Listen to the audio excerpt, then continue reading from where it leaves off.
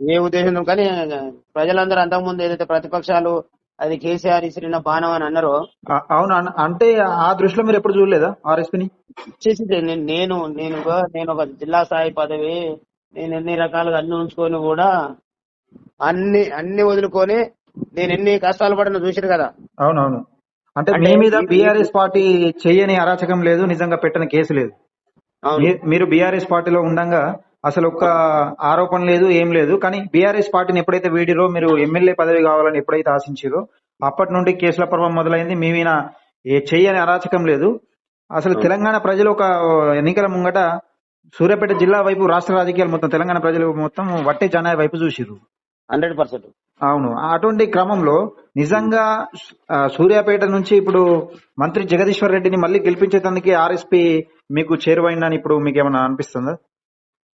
ఇక ఇప్పుడు ఇది కాదు, ముందే ఏమన్నా ఈ నెగిటివ్ ఓటింగ్ క్రాస్ చేసి మళ్ళా వాళ్ళకి అధికారం ఇవ్వాలని కోణంలో వచ్చిందని ప్రజలు అనుకునే దానికి మాకు కూడా కొంత అనిపిస్తుంది. ఎందుకంటే వ్యతిరేక ఓటు మొత్తం కూడా కాంగ్రెస్ పార్టీకి యాడ్ కాకుండా కొంత ఓటు అంటే ఒక విధంగా చెప్పాలంటే మీరు చేయబట్టి కాంగ్రెస్ పార్టీ ఓడిపోయింది. అక్కడ ఎవరు జగదీశ్వర్ రెడ్డి గెలవడానికి 100% మీరు ఒక కారణం అని ఇప్పుడు ప్రజలు అనుకుంటా ఉన్నారు. అవునవును. అంటే ఇది వాస్తవంగా మాకు తెలిసింది ఏంటంటే బహుజనులు 186%, 90 మా ప్రవీణ్ సార్ అయితే 199 అంటాడు. ఆ 1% వదిలిపెట్టాలంటాడు. ఆ 1% వదిలిపెట్టేది ఏందో 2% వదిలిపెట్టాలి మాకు అర్థం కాలే, కానీ ఇప్పుడు చూస్తే అర్థమైంది. వాస్తవంగా బహుజనులు అన్నప్పుడు నేను ఒక ప్రపోజల్ పెట్టుంటాను ప్రవీణ్ సార్ కు.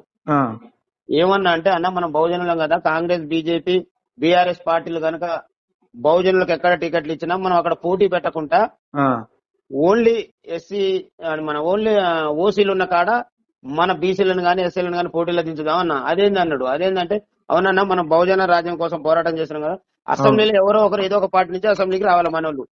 మనకు ఒక ఓసీ మీద ఒక బీసీ క్యాండిడేట్ కి ఏమన్నా టికెట్ ఇస్తే మనం వాళ్ళు అడగకుండా పోయి ఇక్కడ మేము ఈ బీసీ క్యాండిడేట్ కు సపోర్ట్ చేస్తున్నాం, పార్టీ ముఖ్యం కాదు, మాకు బహుజన బిడ్డ ముఖ్యం అన్నామని చెప్పిన నేను. అంటే అట్ట జానే వాళ్ళని మన పార్టీ నుంచి పోటీ చేయమని అన్నాడు. అంటే సార్ అట్లయితే సాధ్యం, అది ఇలా బీఎస్పీ పార్టీ గెలుస్తుందని ఎవరన్నా అనుకుంటారా? గెలిచే పార్టీలు కాంగ్రెస్ బీజేపీ బీఆర్ఎస్ గెలిచాయి కాబట్టి గెలిచే దాంట్లో రెడ్ల మీద మన బీసీలకు ఎవరికి టికెట్ ఇచ్చినా మనం చేద్దాం సార్ అంటే నా ప్రపోజల్ బాగుందని చెప్పి దాన్ని అమలు చేయలే.